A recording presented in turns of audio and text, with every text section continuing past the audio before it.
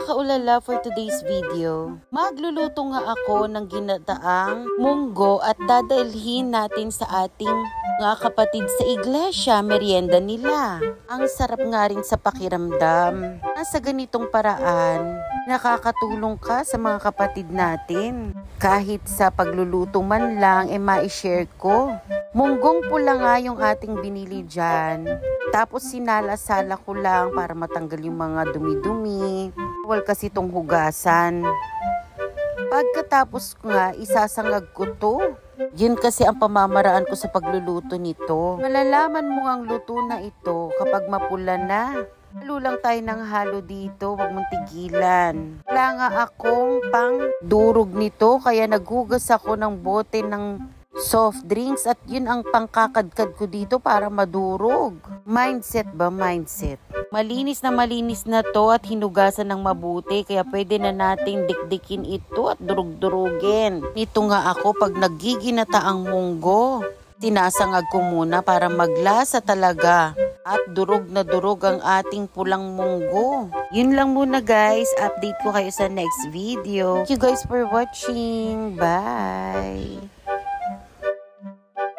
Hi mga kaulala, for today's video, saing na nga ako ng malagkit na bigas. Siyempre huhugasan muna natin to ng mga 2 beses.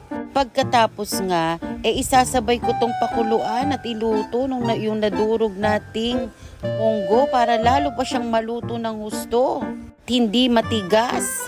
Habang nagsasaing nga ako dyan, halo tayo ng halo dapat dito para hindi dumikit sa ilalim. Kapag sinalang na natin to sa mainit na apoy. At nung kumulo-kulo na siya, dapat haluin pa rin natin ng haluin para hindi magdikit-dikit. Natikman ko na nga ang ating kanin dyan na pwede na. Pwede na natin ilagay ang mga gata nito.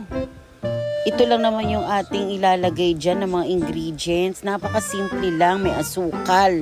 Para ramdam na ramdam mo talaga yung lasa ng ating ginataang munggo. Simplihan lang natin yung pagluluto dito. Dami nga nito, oh. Kaya marami ring kapatid sa iglesia ang makakakain nito. At kapag ganito na ang texture ng ating ginataang munggo, pwede na yan. Pinalinis ko nga yung pinakamaganda kong kasirola dyan na mabigat, charot. Para naman hindi pangit pag dinala sa ating kapilya, diba? Presentable. Yun lang muna guys. Thank you for watching. Bye!